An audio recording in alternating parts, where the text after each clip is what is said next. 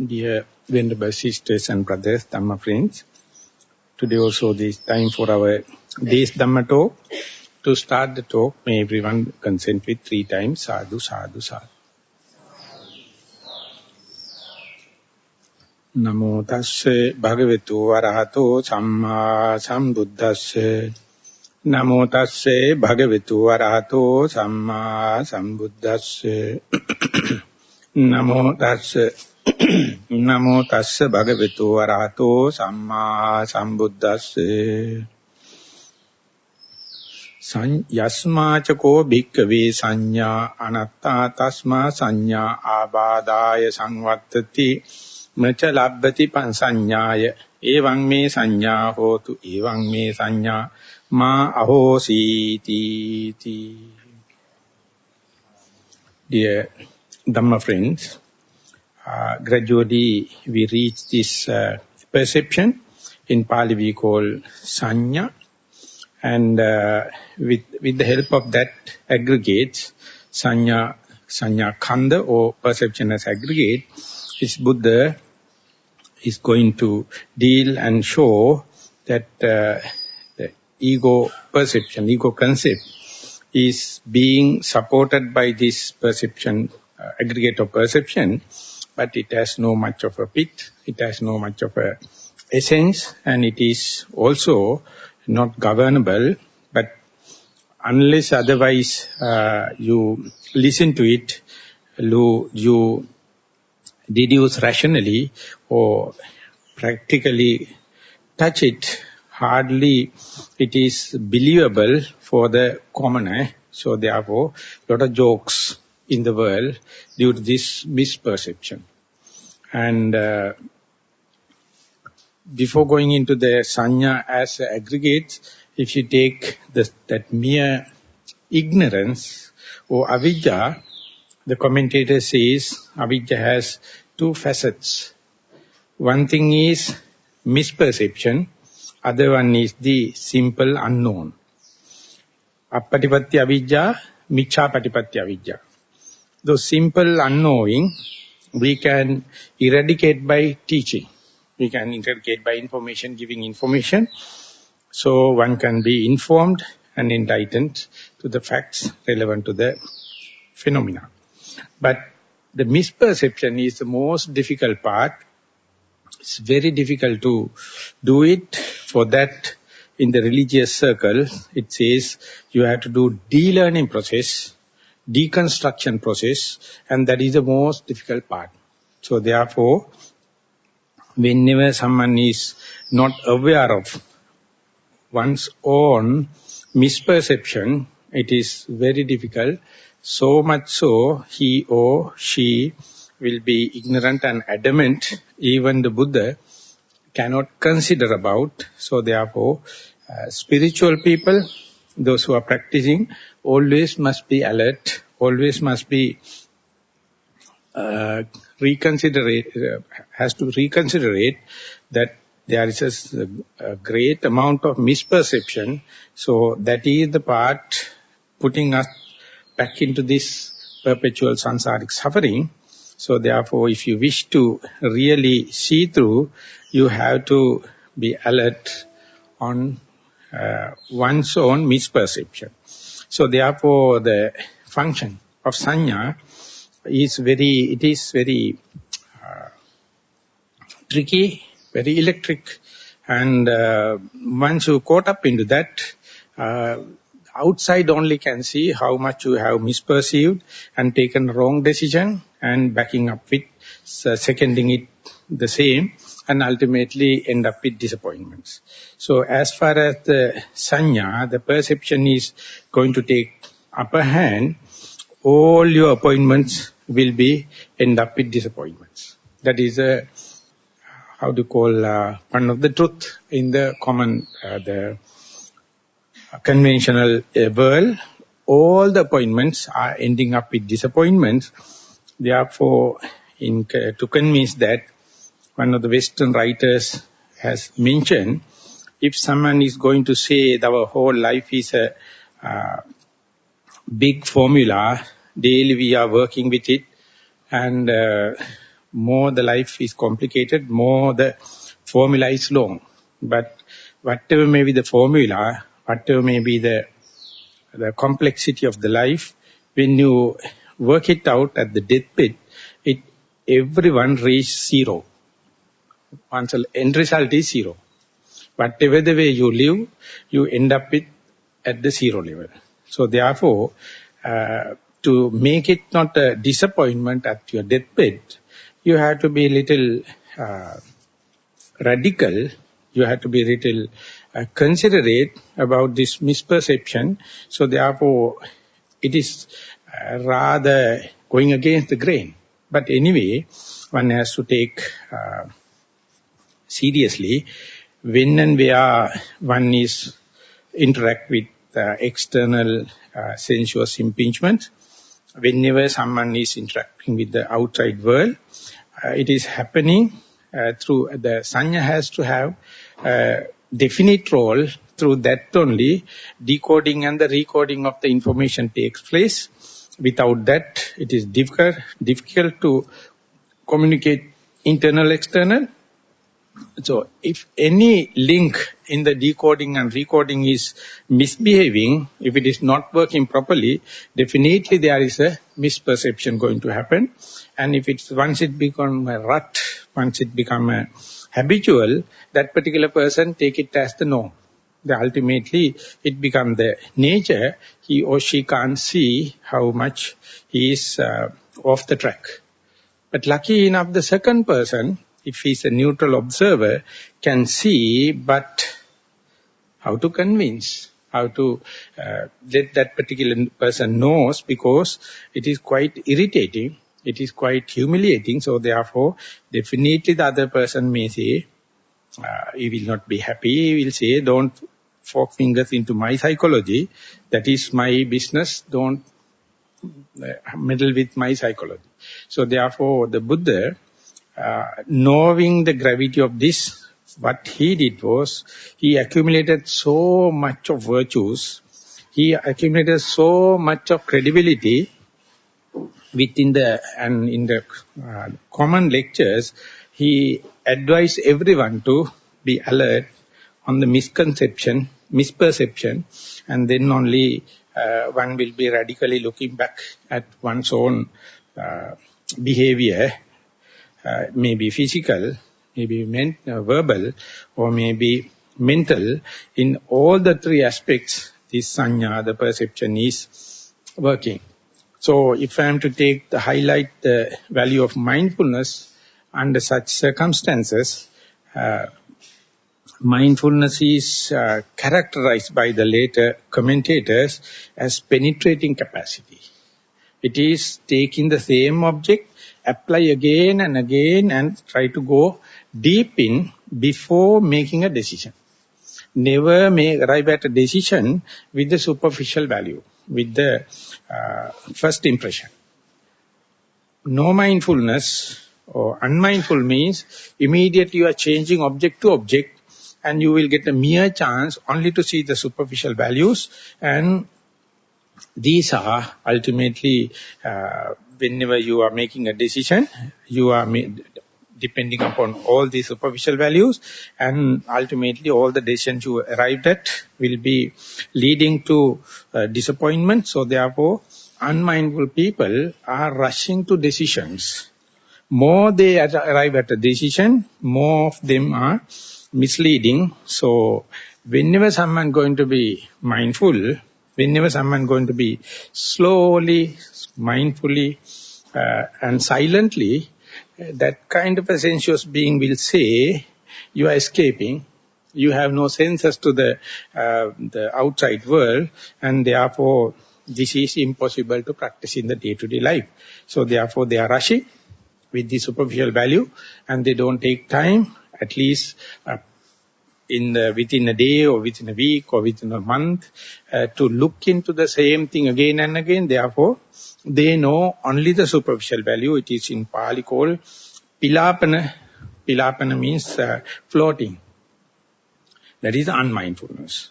The mindfulness instead prescribe apilapana lakkana, that is, you select one of the easily approachable, easily penetrable object and go deep and deep and deep.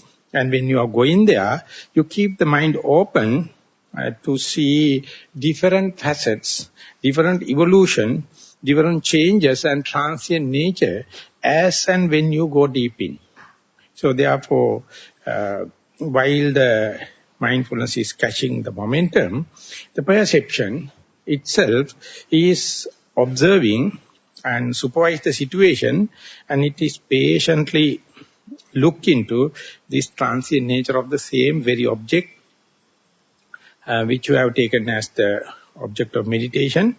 And with mindfulness, as and when you go deep, the perception is subject to change, and that itself is a disturbing thing for the people, those who have permanent notion in their character. They can't accept this transient nature unless otherwise they are prepared. That observation of the transient nature, acceptance of the transient nature is not attributable to the mindfulness. Mindfulness is just giving the opportunity to give or surface the different facets of the same object. So other knowledges or other openness or other choiceless awareness, they must be all ready to see and get the main advantage of this new discovery, which going to surface by the mindfulness. And its function of the mindfulness is known as asammosa rasa. Asammosa rasa means that it is not get bewildered, it is not get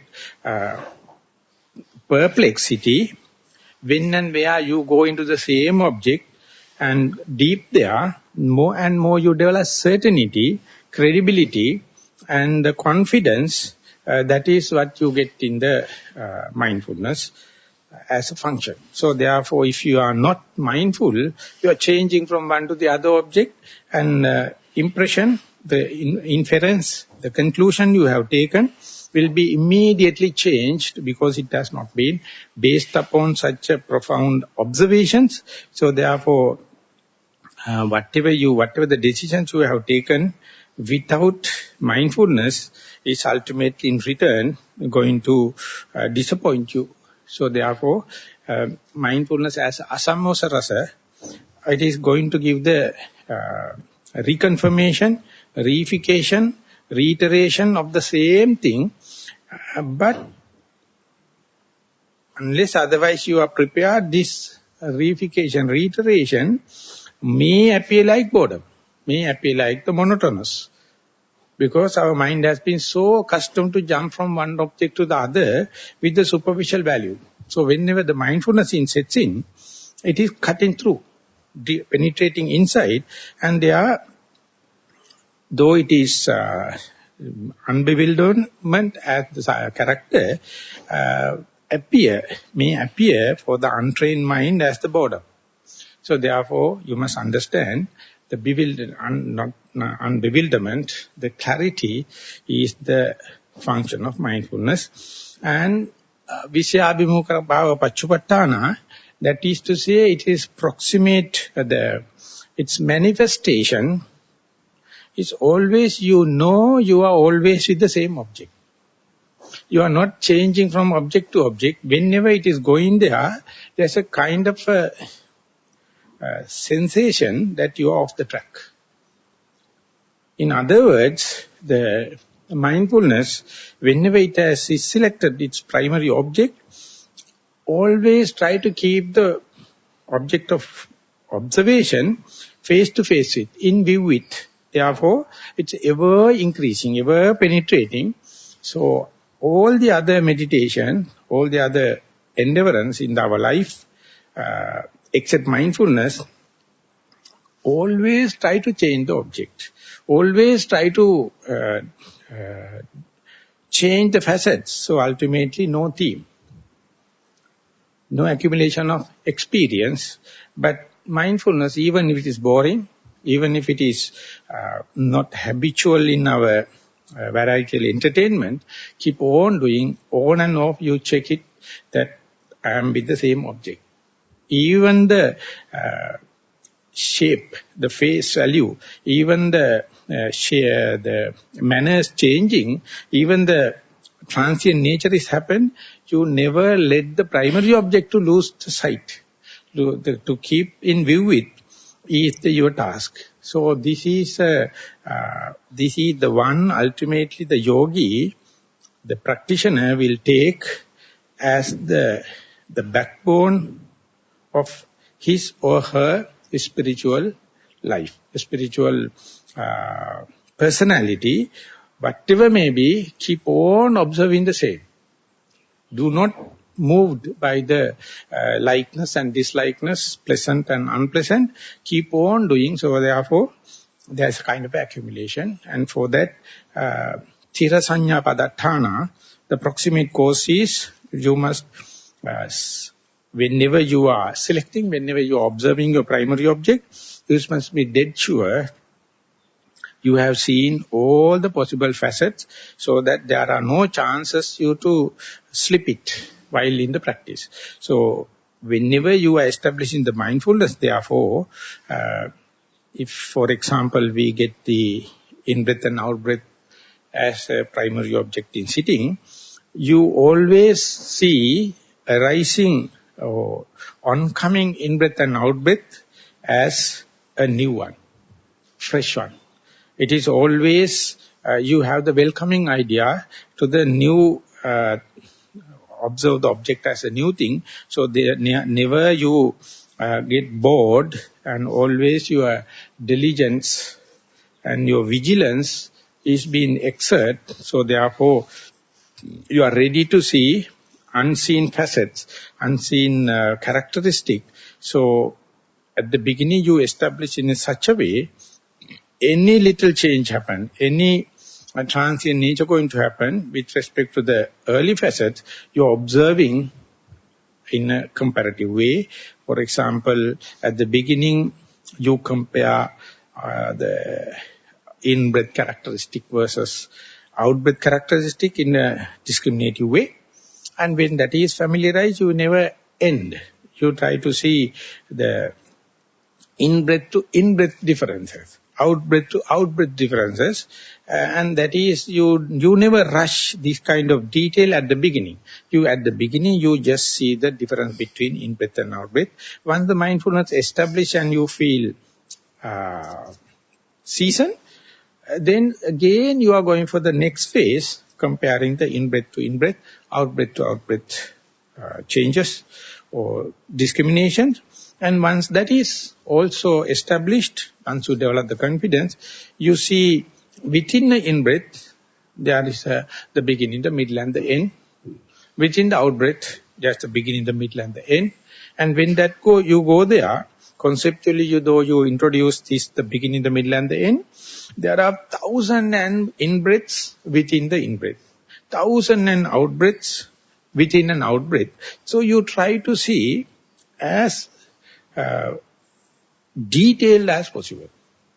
And when that happens, the moment you are to see the beginning of the in-breath, you have to be so much of alertness, so much of preparedness, from the point where there is no transaction of air, you have the full alertness you maintain. And when the in-breath starts, you are so alert to see the very first, very subtle starting of the rubbing sensation, heat, cold, stiffness, tension, movements. And then it is, as the in-breath proceeds, advances, and you see the gross in-breath in the middle. And then when it is ceases to exist, you can see the subtlest point. Up to the subtlest point you can see how it is becoming dwindling off and subtle. And then the out-breath start, middle of the out-breath, end of the out-breath. So more and more you see this positive heat, cold, stiffness, tension-like characteristic. Ultimately, you are bound to see between the out-breath and in-breath, there's an unperceivable stage. More you start the positive characteristics of the materiality, no sooner you will go to the unperceivable area in the general physics, from the matter to the dark matter. Once you mastered the matter, you will understand you can't explain the whole phenomena. That's a huge gap. What is that?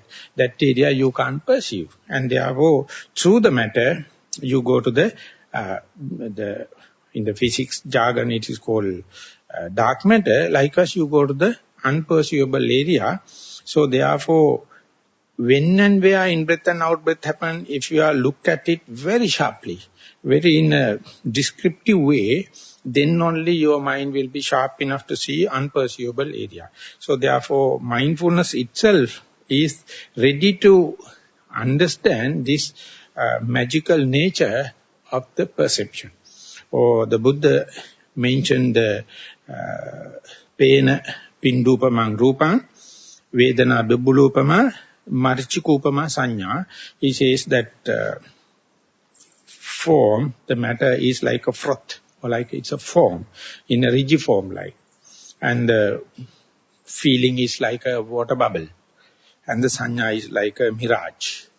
So, in the mirage, there is no substantial thing, but always our wrong perception gives us an idea of a water body.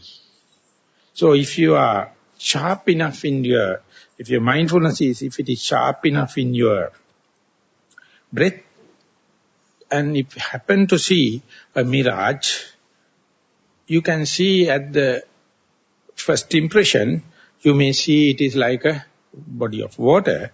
And if you are trying to chase behind it, and ultimately, if you are doing it in the unmindful way, it will take long time for you to see. Never by walking you can reduce the distance between you and the mirage. More and more you walk, mirage also advancing, keeping the same gap. Or otherwise, as if you are going to ride a ship or a boat to catch the horizon, never you can catch. As you advance, the horizon also going. So likewise in the worldly endeavorance, as far as you have the permanent notion, this is the water body and it is existing, I am existing here, so it is my task to go into the water body. By long, exhausting trip only you will understand you never reach. Even if you are reaching a hot air rather than the body, water. So this kind of misperception or misunderstanding in the perception, you project even to the so-called concrete matter. That is the radical way you are observing. Even the breath is happening in the full blowing through your nostrils. You keep on observing the beginning through the middle to the end. So there also you get a chance, the subtle form at the beginning and the subtle form at the end. But after a while, you get still another macro kind of confrontation when the both in-breath and out-breath become subtle. Easily you can, under control, you can go into this unperceivable situation, and that is the beauty of mindfulness. Though you start with the sign, though you start with its symbols, though you start with its titillation and all the kind of thing, your mindfulness must be so sharp, even though all the signs are ceases to exist, all the symbols are going to exist, the mindfulness maintain itself, and that is the, in the sense, the power of mindfulness. Even the perception is going to play tricks, camouflage, or even if it is transient, the mindfulness must be to cut through it, and then only you can see even such a such a thing like breath under your very nose. If you are to observe long, so ultimately under your very nose it ceases to exist. But that does not challenge, that should not challenge your mindfulness to weaken. Mindfulness must be steady. Mindfulness must be continuous. And that is what the uneducated or untrained, unlistened person, those who are specifically entertaining the perception of permanent notion, whenever the breath ceases to exist, they think that my mindfulness will be reducing, my mindfulness is vulnerable, so they develop, so they are undergoing some fear, some uncertainty, and meditation will be disturbed. So therefore, if you are redefining, if you are establishing and learning mindfulness with the help of materiality, with the help of feelings, with the help of perception, more and more you see its merits, more and more you see its qualities. So it is the only mental factor can cut through and go beyond unbelievable hurdles in your life. So that is the only way you can change your likings and dislikings, your personality, and you won't believe that we are under such a notion, we are under such a concrete understanding, we are fixed and we are established and males and females. But Buddha is challenging. Buddha is challenging, is it true? Earlier when I am delivering talks, and often it happened me to express the same notion in a half-truth way, that is to say, whenever the in-breath and out-breath become merged to each other, whenever you are to see the common characteristics, the in-breath and out-breath, many people are wavering, many people are entertaining doubts, and many people are develop fearfulness, uncertainty, and then ultimately they disturb their own meditation and come out with nonsensical conclusions. So there we have to give the confidence, even these signs and these characteristics and these norms are changing, you must maintain the confidence on the mindfulness. So they are used to say, at that moment onward, you have to be a male. So many females are fighting with me. Does it mean that females can't go to the Nibbana? So maybe I have expressed the half-truth, but one day I read one sutta in the Sattaka Nipata, book of 6. It is called the Sangyoga Viyoga Pariyaya Sutta. It is talking about the union and disconnecting. All the unions in the world and all the kind of disconnecting. And it is very, how to call it, it's very challenging. So I thought of taking it so that if you had any misunderstanding about my early this thing, the Buddha has come in refuge of me, so you also will be witnessing. It says, the Buddha says the females have 7 ways to claiming, to consolidate their femininity. The Buddha says, itti indriyang, itti kuttang, itti kappang, itti sarang, itti chandang, itti alankara.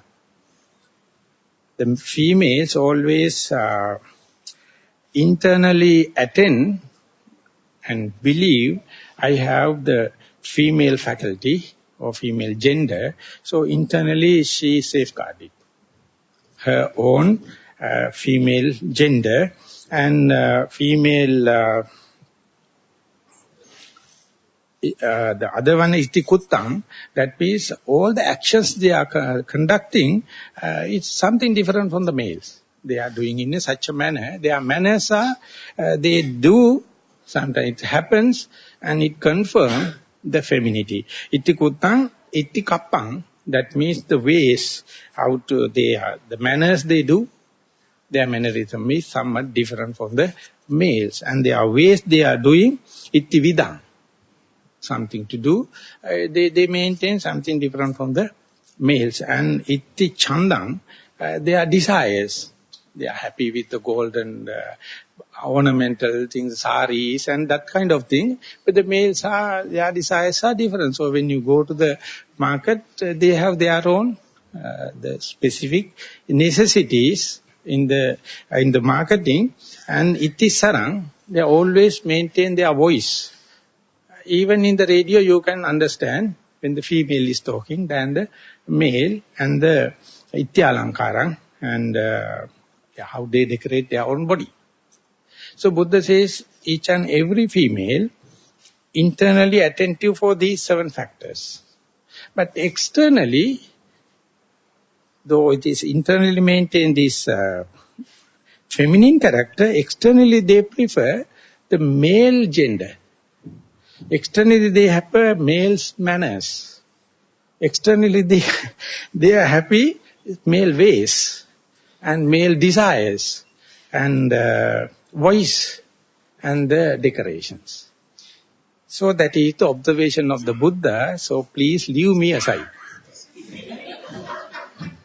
So if you wish, for the moment that Anguttara Nikaya has not been translated properly, but you can of course refer to the Pali Text Society, Book of 7, but Venerable Bhikkhu and Venerable Jnanaponika has translated this as part of the Anguttara Nikaya. In that book, this has been translated.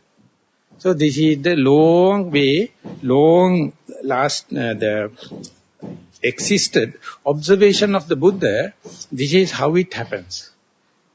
Females have their kind of attitudes and attention, internally this so and externally so. Therefore, they are always like a two polar of the magnet.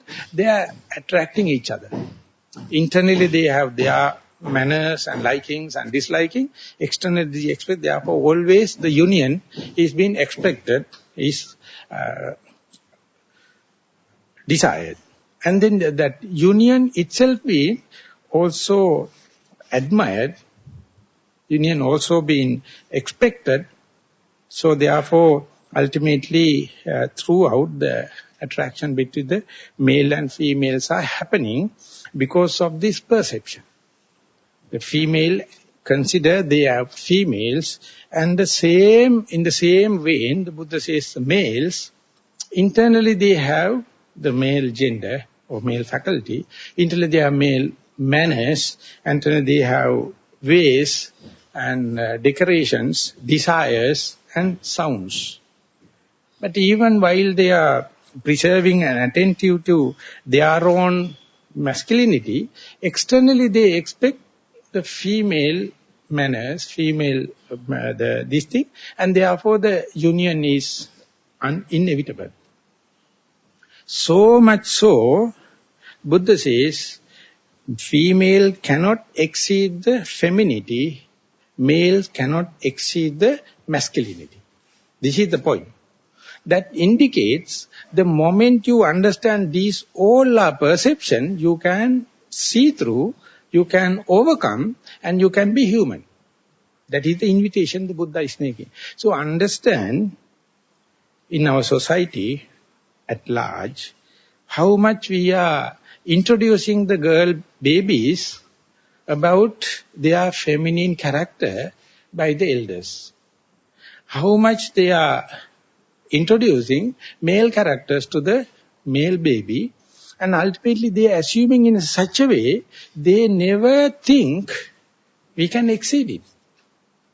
And the disadvantage of it is, for my understanding, more and more you to confine your attention to the maleness or femaleness or masculinity or femininity, you will never see humanity in total. You never see human, you always see through this perception.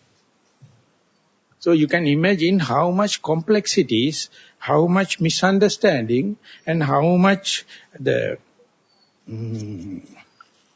limitation for the humanness as far as we have this gender basis. Therefore, the Buddha says always this union is happening as far as they are internally protecting something and externally expecting something. But the moment you go to Udayabbe Jnana, moment you go to the common characteristic, you have to sacrifice this long-lasting, this thinking pattern, this perception. Otherwise, you find it is very difficult to go it in full-fledged. So therefore, as far as you are observing the individual characteristic, you are reconfirmation, reification of the same. That is necessary, and that is what Engels, he put, You have to be somebody before you can be nobody. So therefore, first, in the common sense, we have to go through what we are. I am a male, I am a monk, I am so and so. You establish this characteristic and observe it again and again with a self-critical kind of mode to see whether there is any masculinity in your heat, in your roughness, in your stiffness, in your cold. So therefore, just observing the heat and cold in the breath, of course, it's an opening, it's a door opening. But if you have to observe it 1001 times, you have to see whether that heat and cold have any gender basis. Whether you have any the subtlety when it happens, whether they have the gender basis. So you have to understand how much you have to familiarize each and every time you see the in-breath and out-breath. Whenever you observe this characteristic feature of in-breath and out-breath in detail, for you to get convinced, these characteristic of the elements, never try. And whatever the effort you are going to see, you can't attribute to that. Heat is heat. It is not male, female. And it has no happy and unhappiness. It has no good and the bad.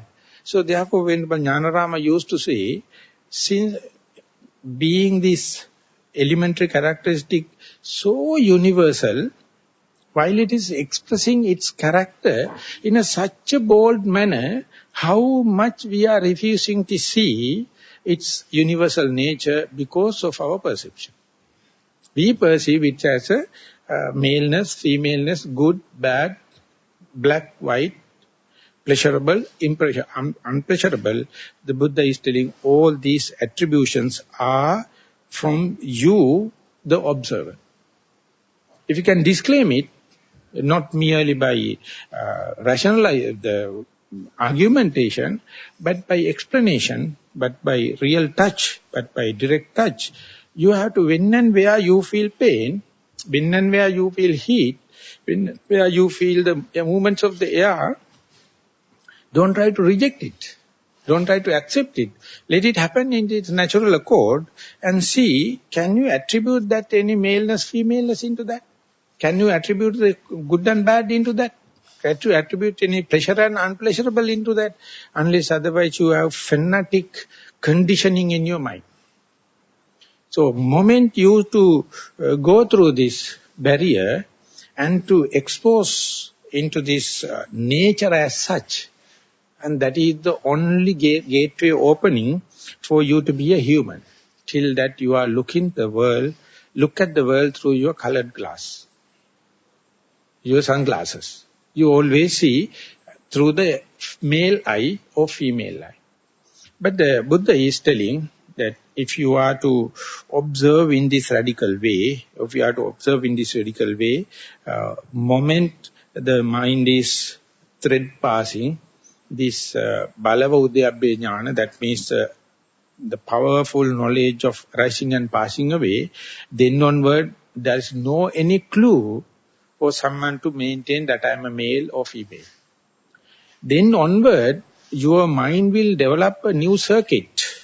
Your mind will be rewired in such a way you can see humanity in each and every person, irrespective of whether enlightened or not, whether male or female, whether Buddhist or non-Buddhist, whether ordained or non-ordained, or whether live in the forest or live in the village.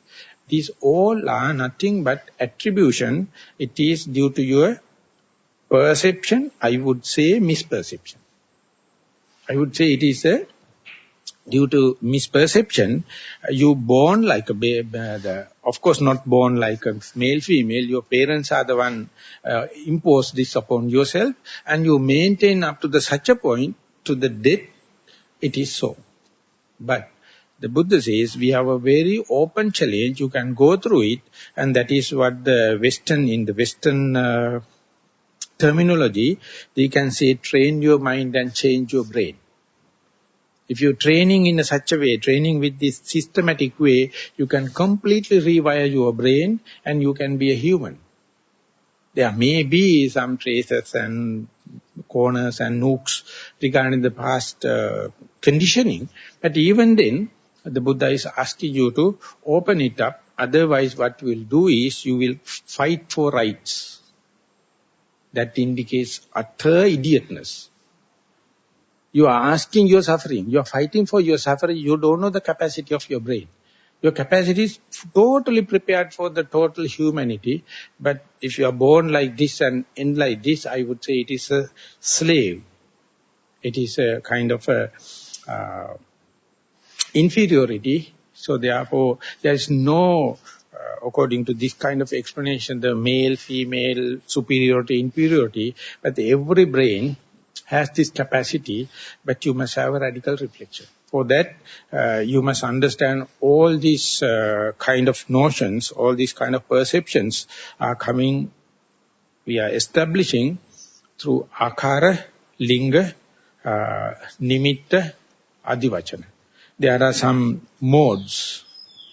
Whenever impeachment happens, we understand, we earmark it with its own mode, its characteristic and its sign and its expositions. So these are the one going to give a solidified idea that I have seen this from separate from that. Because their modes are different, because of their characteristics are different, even their signs are different, their expositions are different, but we never consider they as signs. We consider they as reality.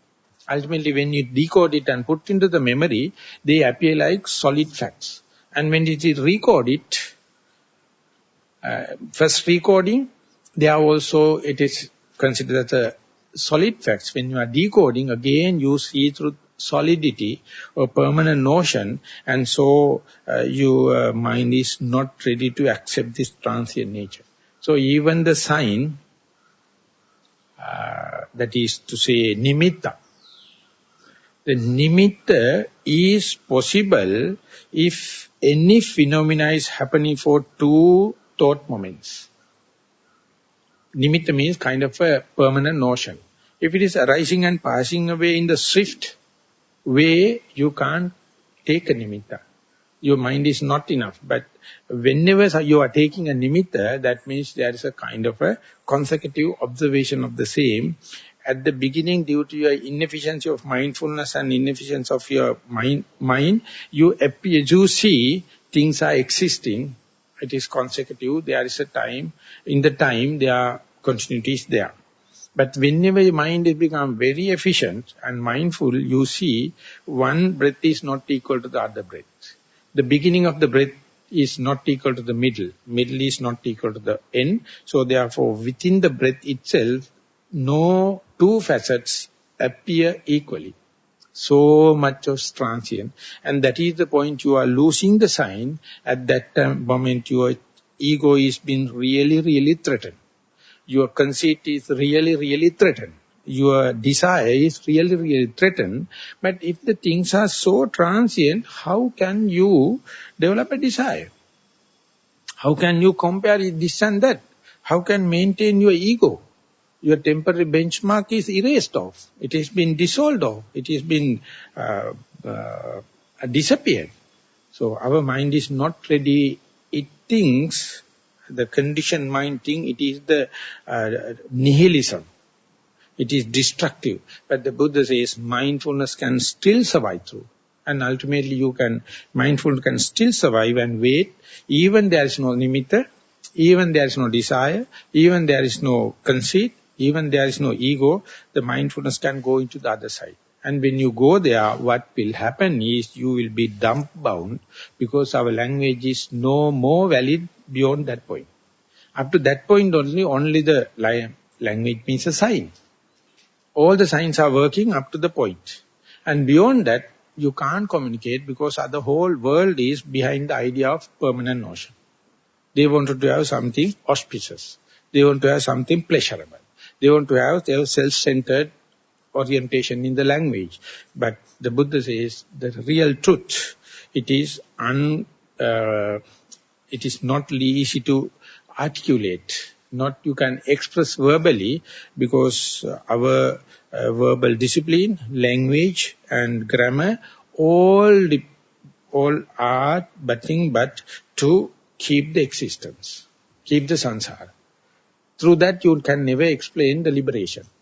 So the Buddha is the only person, it happened him to use this conventional language and bring up to its brim, and with the help of this conventional language, it happened him to explain unexplainable. For that only he is telling, don't take these epithets and examples as truth. They are just example. Make use it in a pragmatic way, practical way, and they are the projection must be according to your own calculation. It is electric, it is radical, going against the grain. So therefore philosophers can bring up to that level, and they are onward, they lost their argumentation. Linguists lose their argumentation. Weevils lost their argumentation, but the practical person still can have, and of course, this is the point beyond which the vipassana exists. Or you can say real vipassana exists only beyond that point. All the others are ground preparation for such a electric thing to happen. So it is natural for some rational people to think this is talking about something mystics.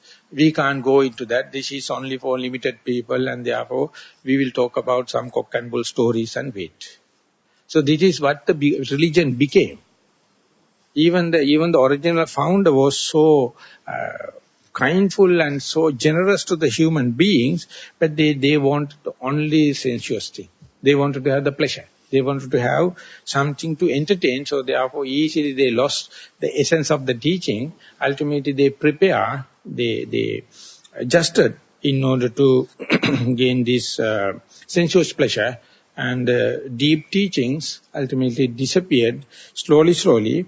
But even then, we must be happy. After 2,600 years, still we can talk little about that. We can share each other. We can witness each other, even though it is not the common popularity.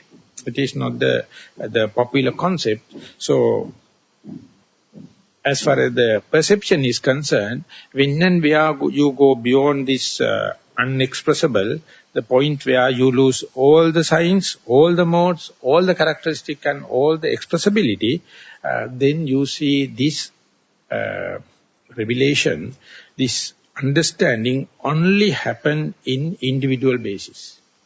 Here, now, I am. You can't share it with the near and dear ones, and you can gain from other person also. You have to earn it by yourself. So for that only, all the other mental factors and good qualities and your merits and other things are happening, other things are contributive, other things are conducive, but by mere accumulating them, you can't do it. This change has to happen. So therefore, in Maha Sutta also, the Buddha is explaining to Venerable Ananta, when someone is grasping and concept based upon the mode, based upon its characteristic, based upon its sign, based upon its the expressibility, whenever these signs are gone, the characteristics are gone, will that so-called phenomena remains? No. So it is kind of a hypothetical situation. I thought of presenting this thing with the help of an example. We'll say that criminal investigation department has picked recognized criminal. And he has been taken a photo, fingerprint, identity card, and put a file into the cupboard. So now, as far as this information is available, the criminal investigation department can trace the fellow. But imagine one of his relatives rob the file. Then what happens? They have no control about the criminal. Everything is in the file. In their photo, their identity card, and their fingerprints. And when that is removed, it's as if like the person lost. So this is how our memory also. Everything is, we have a impingement with the help of mode, with the help of characteristic, with the help of sign and the expressions. and exponents, and when they are so volatile, they are so circumstantial. So we believe they are permanent, and whenever we remember in something, we attribute to the same old thing. But we don't know, we are using just the watercolors, washable colors, and we believe so much that is what our memory is. So whenever recollecting the memory, we are recollecting through these modes, through this characteristic, through these signs, and we believe it is representing the real thing. But the Buddha says, if you remove these modes and characteristics and sign and exponents, there is nothing called real. The whole world is nothing but projection, or put a flash on the cloud and you can see. But there is no screen, but when the cloud gone, where is it? Where the flash? And in the night sky, it's very dark. But if you send a balloon, you can see it is very bright. Up there is full of sunlight, but there's nothing to reflect. As far as there's nothing to reflect, you see the darkness. If you send a satellite, or if you send a balloon, it will be bright. And that is how the moon become bright. It is not the original color of the moon, it is a reflection. Exactly the way we get each and everyone recognized through very subtle, very volatile symbols, signs, characteristics and exponents. Ultimately, we are believing all what you have gathered as a reality. And when they are going to make dreams, when they are going to make projections, we believe our own creations, our own dreams, because it is coming out of your past memory or library shots. So, taking this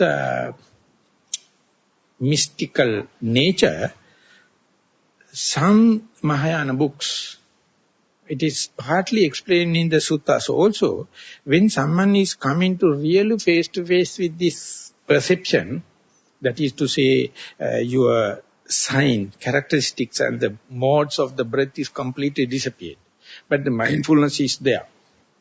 So there is, you can't project it because all the signs are gone. So still, if you maintain it, there is no influx of the signs, characteristics and modes and the exponents from the eye, so-called visual objects, no sounds, no smell, no touch, no tactile sensation, but all the faculties are working. So what happens is, your library shots, memories are projecting as visual objects. Sounds are projecting as different mantras and this and that. Smell sometimes projecting, sometimes taste, sometimes the tactile sensation. So therefore in a meditation, you can't discriminately say whether you are in a half dream or half sleep, or what you see is as reality or concept. So this is very mystical. And if someone is not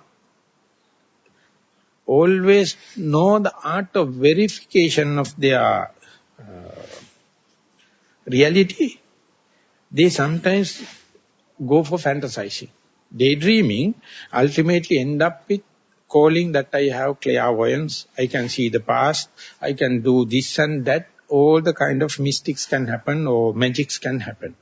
Or he may try to see the others' minds. Or he may think, I can swim, I can fly on the air, I can walk on the water, like anything can happen. But it's, to put it in a very dramatic way, some of the Mahayana exegetes, they say, whenever you develop that kind of a vulnerable mind, you get up from the meditation and you entertain that kind of fantasies, immediately you will get attracted to that kind of characters in your society. They are mystics. They come and sit in front of you and tell you, now you are in such a meditation, if you follow me, I can let you know how to go to the past life, how to go for divine eye, how to go for this and that magic. And I have been selected by the universal consciousness, so I am the mediator. Please come and sit with me, I will let you know. So ultimately what happens is, that particular person will find he is as an angel and follow it, and up to the point you will lose your moral integrity too. You will do any mischief, ultimately your teacher as well as you both ruined. So this is nowadays, if you look at the meditation world in Sri Lanka, you can see all the kind of jokes. Because they don't know how to verify whether you are in a reality or in a concept. So that is why the sanya sometimes try its best to create egocentric idea with the help of this open eye experience, the concrete materiality. But when you go to the deep meditation and you relinquish this concrete and you go to completely new window opening. And there again the sanya come and put the hook. It is putting the hook through these magical powers. So those who are not immunized, those who are not prepared, those who are not do not know the disadvantages of it, such a purified mind can easily attracted into these magics. Ultimately they will completely lose rationality, verification, ultimately start bragging and ruining their meditative life. It's a lost.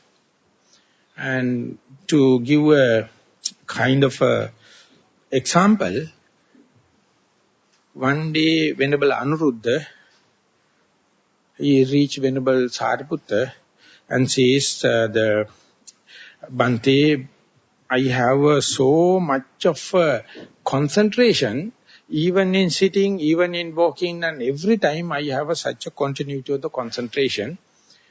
And as well as I have the diligent energy, effort, incessant manner. I never feel sleepy. I am so alert, I am so diligent in sitting, walking and all the kind of thing. But still I find I am not awakened. I have my doubt that still it is there. It is due to my meditation these characters have come, but I know there is no enlightenment yet. Then the Venerable Sariputta says, just your bragging on concentration is nothing but your conceit. Your bragging on this energy is nothing but your perplexity of the mind. And you are doubting about lack of energy, lack of concentration, the enlightenment is nothing but worries. You are entertaining three hindrances, thinking that you are on top of your meditation. So mind your own business. Reflect upon in such a way, you are trapped. And that was a real shock, a real eye-opener for Venerable Anuruddha. And he really get moved. He's been so shaken, he go and practice in such a way not to leave that kind of misconception to take place. Immediately he became an Arahant. So your all positive qualities, when it is coming, you are going to see through your all eye, or all perception, all mirror, all lens. Definitely you are going to brag. And I don't say that each and every time Venerable Sariputta and come as to disillusion your this thing. Even the non-meditator can see you are bragging. Even non-Buddhists can see. So therefore your family members start laughing at you.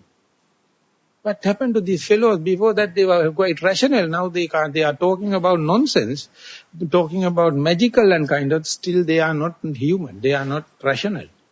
So therefore you have to kind of an eye to the common sense. I am not telling about the critical, destructive criticism, but constructive criticism. Because so much so, you are maybe in a misconception. And unless otherwise you suspect it, unless otherwise you give a due suspicion, who the hell going to say no? You are in your dream and you may keep on practicing, so-called practicing, but you are in a rut, you are in a whirlpool. Ultimately you will be losing your whole, the energy, the faith and the confidence, and ultimately you start blackguarding Buddha, blackguarding Dhamma, Sangha, and say, I practice and I am telling you it is nonsense. No, nothing there, because I tried my best and it is not. So therefore, there are a lot of traps. So the Buddha says this perception is not under your control, it is anatta. Tasma abadaya samvata. It inflicts suffering. If it is under your control, it is governable, it must not inflict suffering. You must have the commanding and demanding power. You must be like that, you must not be like that. But Buddha says it is not. It is working and pulling you always to the samsara. Sleeping with you, eating with you and doing everything with you, but it is working against these things, so you have to always attentive.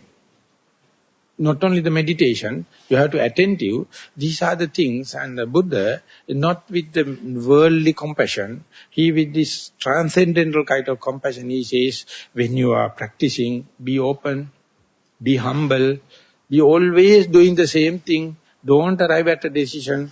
And for my understanding, the mindfulness is carrying this character. Mindfulness as a mental factor is carrying this character, but verily, Venerable Jnanaponika, writing The Power of Mindfulness, he says mindfulness is not so attractive like faith. It is not so attractive like energy. Not so attractive like concentration. Not so attractive like wisdom, because these things are going to give hilarious feeling and boost up your ego. But the mindfulness never do it. So therefore mindfulness you never appreciate, because it has no any the hidden agenda. It is true to type. It is one-to-one relationship. So Pandita Sayadaw, when he is teaching, he says Vipassana meditation or mindfulness is pure white bread. No cheese, no jam. If possible, eat, not otherwise leave it aside. So he says, therefore we can't sell it in wholesale. People will complain, it is not juicy, it is not sappy, no cheese. But instead all the other religion and other people waiting for to sell you cheese, waiting to sell jam, all the kind of things. So you feel very palatable and eatable, but this is the one-to-one relationship. And the perception as a mental factor, not inflicting equal suffering for each and everyone. Some characters are more magnetic to this perception problem. This is the people, those who are happy for magics. They are asking for extrasensory perception and kind of thing. That does not indicate they are not existing. They are. But you have to be mature enough. You have to season it. You have to master it again and again. Mastering, they will come not by praying, not by your wish, not by other people can cause upon you. It is due to cause and effect relationship. Before that, if you are expecting such a thing, Upandita Sayadaw mercilessly says you are an opportunist. Without the due qualification, you expect out of your wish, expect out of your others' blessings and kind of. He says, never believe that kind of thing. And they are very trivial thing with respect to the total emancipation. So therefore, whenever you are learning materiality, feelings, perception, everything, I would say your mindfulness must be redefined. You must be ready to accept all the other nuances, all the other meanings, and all the other diversification of the mindfulness. So therefore, I am maybe too biased to the mindfulness. Your notion, your attitude, your relationship with the mindfulness itself has to evolve. It has to evolve. It is evolving. So therefore, you can write a book on mindfulness. When you are studying the 37 factors of enlightenment, it appears 8 places.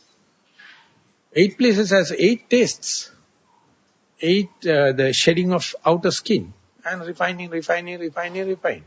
So therefore, each day, you must behave like a beginner and let it happen and accommodating, accepting, as and when it happens. But we Buddhists, we are lucky, we can compare it with the teaching of the Buddha and see whether such a thing has been mentioned there. So is it to take this as the some kind of witnessing of it, and enormous amount of knowledge is there.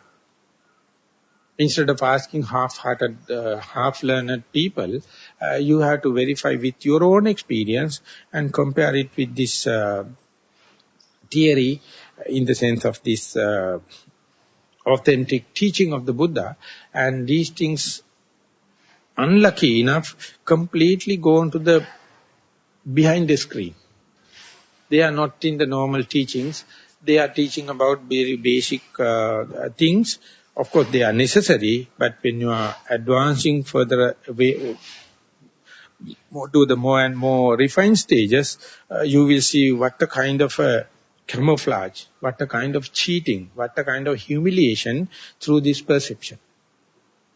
And ultimately, we are fighting and trying and all the kind of thing to support agenda of whom?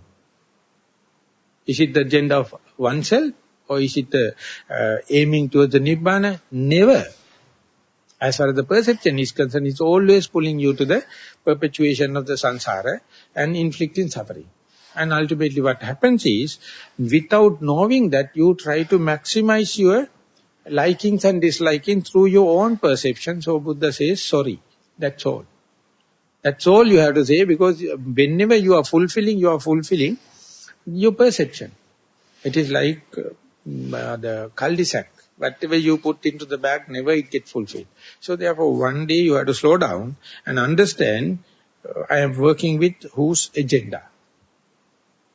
The Buddha says sometimes materiality may be interpreting terms, or feelings may be, perception may be, or volitional or fabrication may be, or the consciousness may be.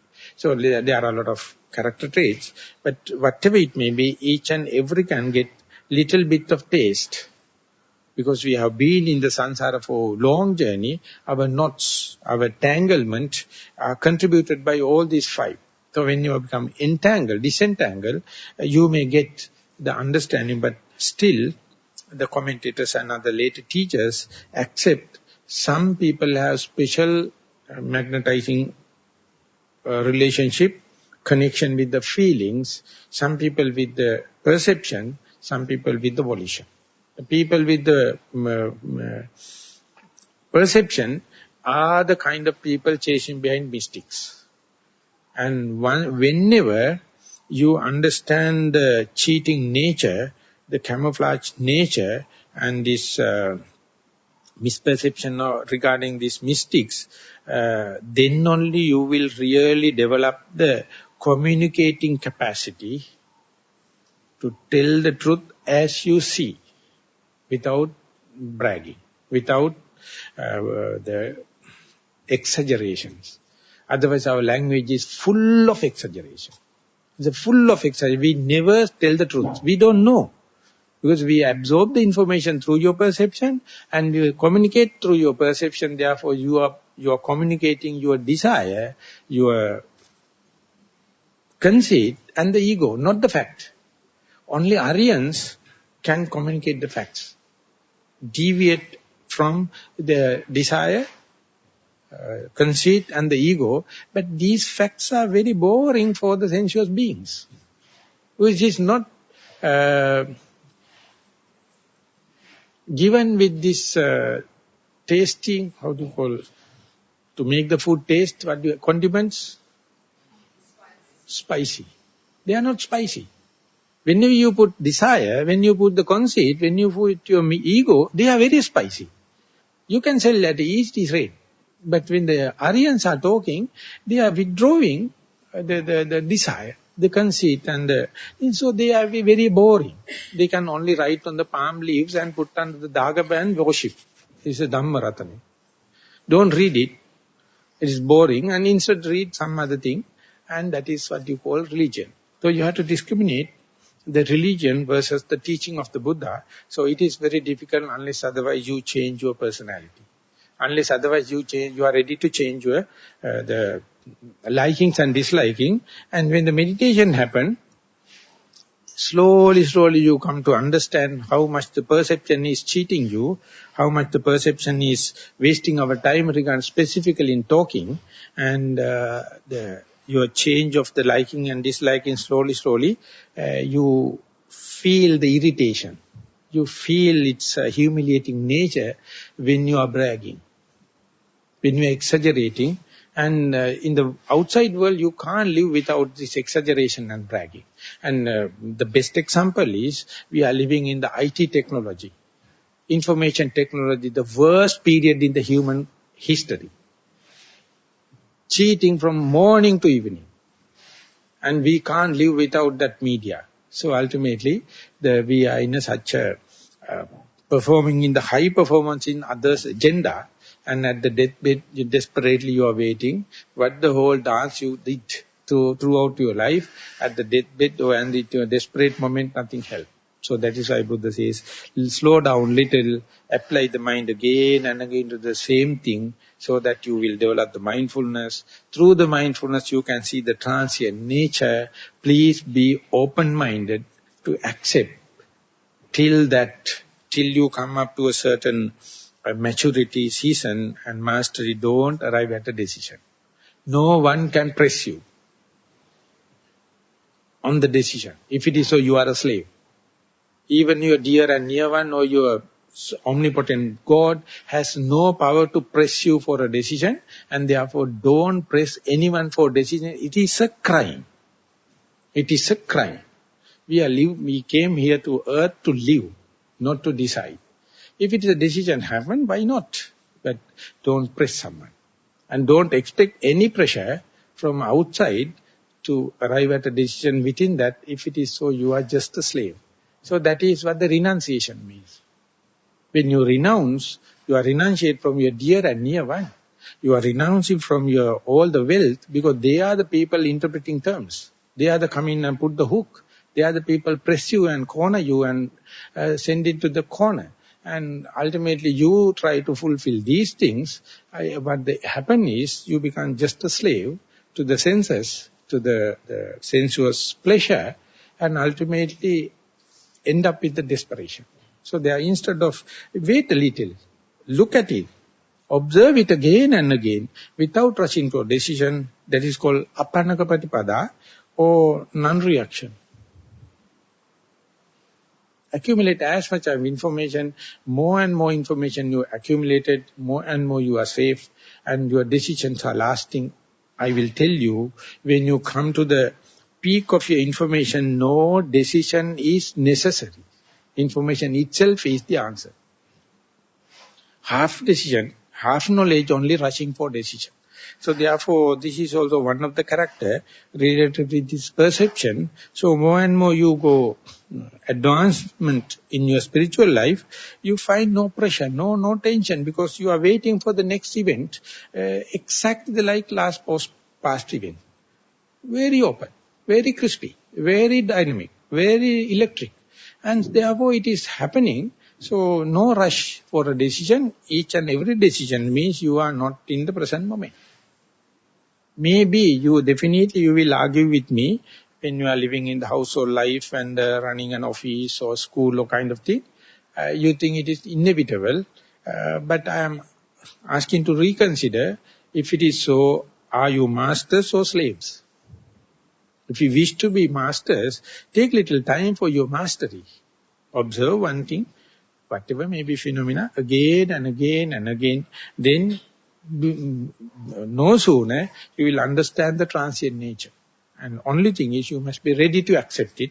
Then you will see this, the cheating nature or misconception, misperception, how is putting up into this, the snare.